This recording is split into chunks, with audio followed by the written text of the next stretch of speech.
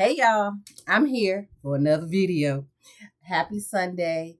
Before I get started in why I'm here for tonight, I do want to thank you guys who have joined the Gracefully Bound Facebook group. Whether you've liked it, you followed it, both, even shared it with your friends. Thank you, thank you, thank you. I'm going to ask that you continue to do that. If you find the content that I'll be sharing coming up useful, can I ask that you share this on your page and make sure people know that we're out there? I want this to be a space that grows in love with boundaries. So, without further ado, let's jump into the content for tonight. One of the things I want to develop as a staple on this page is what I'm calling Sunday Soul Sesh. This is where heart will meet strategy. This is going to be a sacred space to pause, to reflect, and to reset before we get into the week and the grind of work and family and all of those great things. Um, this is a space where we believe your soul needs just as much care as your schedule. It's going to be a weekly rhythm of grace and grit and getting honest with ourselves and God through discussion. And then every Sunday, okay, maybe not every Sunday, but most Sundays, I want to carve out time to tend to the hard stuff, the heavy stuff, the real stuff. Because, like my friend Shamanada Kami says, life be lifing, but God. Life will test you, it'll stretch you, and sometimes knock the wind out of you, but you don't have to do it alone. This page, Gracefully Bound, is here. It's a community where we'll talk about these things, come alongside each other, provide affirmation and inspiration, and hopefully we can grow in love and boundaries and peace together. So tonight, the topic that I have set aside for our first Sunday Soul Sesh is related to forgiveness. Sometimes trust breaks, and it's important for us to be able to set up our appropriate boundaries as it relates to forgiveness. There is a moment right after betrayal, disappointment, or a serious letdown where it gets quiet. The silence is heavy. You're standing there with somebody that you used to trust, and you're wondering, now what? Do I forgive her? Do I walk away from him? How do I protect my peace without hardening my heart? And I think that's a real good question because a lot of times when we're hurt, the first thing that we want to do is just kind of remove ourselves from that situation, cut it off sometimes. And I'm going to be honest with you, sometimes that's necessary. But sometimes God wants us to remain in that space because there might be an anointing on you that's not only for you, but for that person. So sometimes we got to live through something to ensure that God's plan and design is allowed to come to fruition. But that's where boundaries come in. Let's get clear. Broken trust definitely changes things. And while forgiveness is a gift, we give ourselves boundaries as guardrails. They'll keep us from ending up in the same ditch twice. So, yes, somebody could do something to disappoint us. It'll change the trust composition in a relationship. And we should forgive them, right? People do stuff all the time. Shoot, we do stuff all the time. Forgiveness is that gift. It's a gift for you, the forgiver. It's not about the person. They're not entitled to your forgiveness, but holding on to stuff is not what God has for us, right? That is not the thing that gives us peace. So let's go back to those boundaries. Boundaries are the guardrails that keep us from ending up in the same ditch. In other words, it keeps us off of the crazy cycle of doing the same things over and over again with people. So boundaries are key, a part of the forgiveness equation. So let's take a look at what that might look like. Forgiveness does not equal access, especially like for those of you who may have childhood traumas or some other trauma. Just because you forgive someone does not mean they need to be an active player in your life. It doesn't mean that you have to forget what has been done for you or done to you. And it certainly doesn't mean returning to the same dynamic unchanged. A lot of times in unhealthy relationships, we go back to the same thing without that person holding accountability or responsibility for what they've done and no intentions of changing their behaviors. Why go back to the same thing that hurt you? You can forgive someone and still say, you don't get the same version of me anymore. Because what I was willing to do to you before the hurt, I have now recalibrated this relationship and I've put it exactly where it needs to be for me. That's not petty, y'all. It's wisdom. Forgiveness clears your heart and boundaries protect it. So boundaries are key to the forgiveness equation. This is where the intersection of grace and grit come into play. Setting boundaries after trust is broken is where grace and grit collide. Grace says, I'm releasing you from the debt of my bitterness. That's you owning it. But what grit does, grit says, but I'm not making myself available for you to do that to me again. Say it with me. Never, ever again. Right? Now, for some of us, that's not easy because we are full of empathy and compassion and all of these great things that God has put on you as a human being, especially in close relationships. I'm talking about them mamas and them sisters, those family ties. I'm talking about them long time friendships. I'm even talking about some of our spiritual leaders. But here's the truth. God doesn't call us to be a doormat in the name of grace. He calls us to guard our heart, and he does this very explicitly in Proverbs 4:23. And he tells us to walk in truth. Ephesians 4:15. Write them down, look them up, meditate them on this year. Meditate on those this week. All right. So I have 5 keys for you tonight that I want to leave you with in terms of how to rebuild relationships that have broken trust with boundaries. So first, get honest about what happened. A lot of times we like to sweep things under the rug or say it wasn't a big deal or just ignore it altogether. But that doesn't help you. It doesn't really help you understand the hurt. It doesn't help you deal with the pain associated with the hurt. Minimizing the breach of trust only extends the pain. Call it what it was, whether it was a deception, whether it was neglect, disappointment, or betrayal. Let yourself feel all the feels. Understand what it stirs up in goodness. Understands what it stirs up in you. Because only with understanding can you appropriately determine what your next steps are, right? We talked about forgiveness doesn't equal access. And so you need to make some decisions about how that person is interacting with you and how you should reciprocate that. Now, that probably don't sound real godly to all of you all, but I do think if some of you all put some boundaries in your life, you might be better off. So keep coming with me. Number 2. Decide what access is going to look like. Remember, I just talked about understanding that pain, feeling the feels that come with that, and then assessing what that looks like in terms of interaction and access going forward.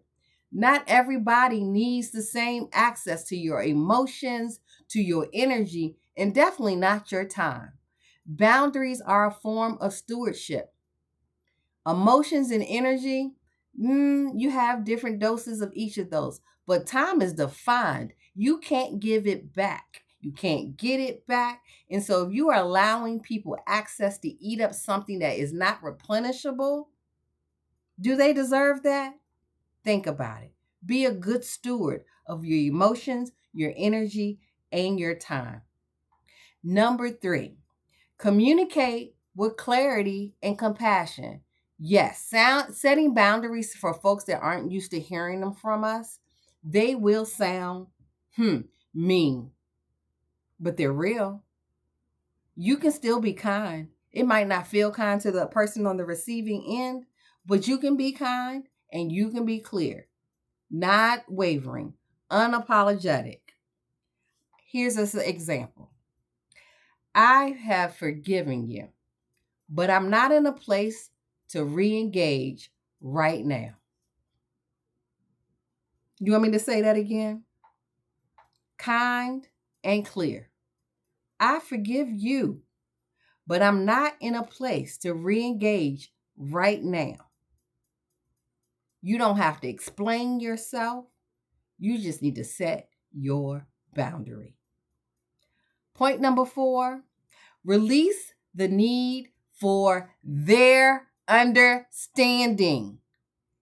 The person who have brought forth the offense is not required to understand how you feel, how you've been disappointed, how you've been hurt. They're not. And honestly, friend, they probably don't care. So if you are holding on to someone else's understanding for you to be able to give forgiveness, don't hold your own breath. They might not even get it. They may try to guilt you or paint you as the villain. Friend, I'm okay with being the monster in somebody else's story. It doesn't bother me one bit. That doesn't make your boundary wrong. It makes it necessary. So if someone in your life who you thought you loved, you thought they loved you, is not willing to empathize with something that you said has hurt you, they don't get it, even more of a reason to set up a boundary. Even more of a reason that boundary is necessary. And I want to end you with this, my 5th point. Be sure to invite God into the process. Let him heal the wound, not just bandage it or gloss it over. It says in Psalm 147:3, he heals the brokenhearted and binds up the wounds.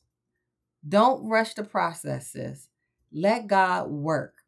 And I'm going to share a story. It's deeply personal. And I won't go into the details, but I had some childhood trauma in my own personal life.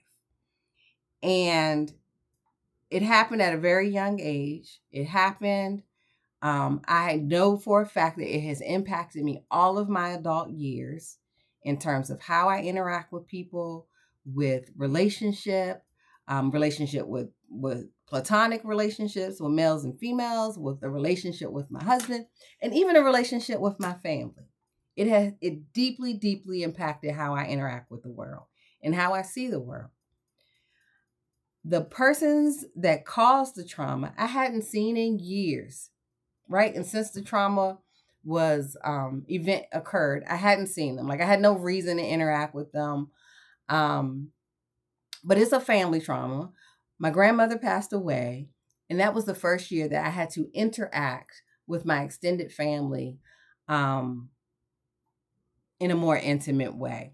And so I had a lot of fear and trepidation around just being in the same space, because you can ask my mama, my daddy, and my sister. If I don't want to be there, I'm not coming, right? I'm a who all over there kind of person. And if who all over there ain't fitting in with who I want to be with, I'm not coming. And that's okay. That's my boundary. They think I'm mean, and I don't care. And they know that, and I love all y'all. Smooches to the Hobson tribe. Anyway, back to the program. So I prayed. Y'all, I prayed. I fasted. I prayed. I fasted. I even sent out an email to my trusted sisters and family and asked, I was like, I need y'all to cover me in prayer, because I'm entering into a space that I do not know how my mind or my body is going to respond. And I prayed. And I invited God into my heart. I invited God into my mind. and I invited him to cover me in that space. And I'm not telling you guys that it was perfect, because again, forgiveness does not require forgetting, but it does require letting go. And I entered into that space, and I want to tell you guys right now and right here, God healed me at that appointed time of all the hurt that I had in my life, all the things that I was hurting. When I tell you, I couldn't even remember those feelings. And there was a point in my life that I used to pray for these people to go to hell. Just go. Go. Do not pass go. Do not collect $200. Go directly to hell. Like, that used to be my prayer. That's real godly, right? Look, we all a work in progress. Y'all pray for me. But that used to be my prayer. And when I went into this forced situation, I asked God, heal me, Lord. Remove these feelings from me, because I know they're not of you. And he did exactly that. I was able to be in that space. I was able to communicate and articulate and share and be present for my family, because that was important to me, especially for my dad at that time, because it was my grandmother, his mother, who passed away. And I actually, to now, have some sort of relationship with the folks that caused the trauma. And that's nothing but the grace of God. Where did grit come in? Grit came in because I showed up. And sometimes that's really hard to do. And so I was covered in prayer, and grit allowed me to show up in that space, and God filled in the blank. And so as you're thinking about relationships and you're thinking about recovery and the things that you're dealing with, that's not going to be everybody's story. But what I will say to you, sisters, tonight is, if you're holding on to unforgiveness, it's not doing you any favors. Please, please, please give it to God. He says he alone heals the brokenhearted, and him alone will bound up your wounds. It will take time, sis, but he does do the work. It's okay to love someone and still choose distance. It's okay to forgive and still not reconcile. It's okay to prioritize your healing without carrying shame. This is your permission slip to let forgiveness be your covering and boundaries to be your blueprint. You, sister, deserve peace. You deserve safety, and you're allowed to protect both. Before I go tonight, if this blessed you, please don't keep it to yourself. Share it with a sister who's learning how to forgive, hold her ground, and walk in grace. And make sure you tap back in next week, I hope, for another Sunday Soulful Sesh with the Gracefully Bound community, where faith meets real life, healing is intentional, and boundaries are built on wisdom and not walls. Follow us, invite your crew, and let's keep walking out together with grace, grit, and God leading the way. Thank you for being here tonight. I would love to get your feedback. If there's any other topics that you want to see in the Sunday Soul Sesh, please let me know in the comments, and I look forward to speaking with you next week. God bless you.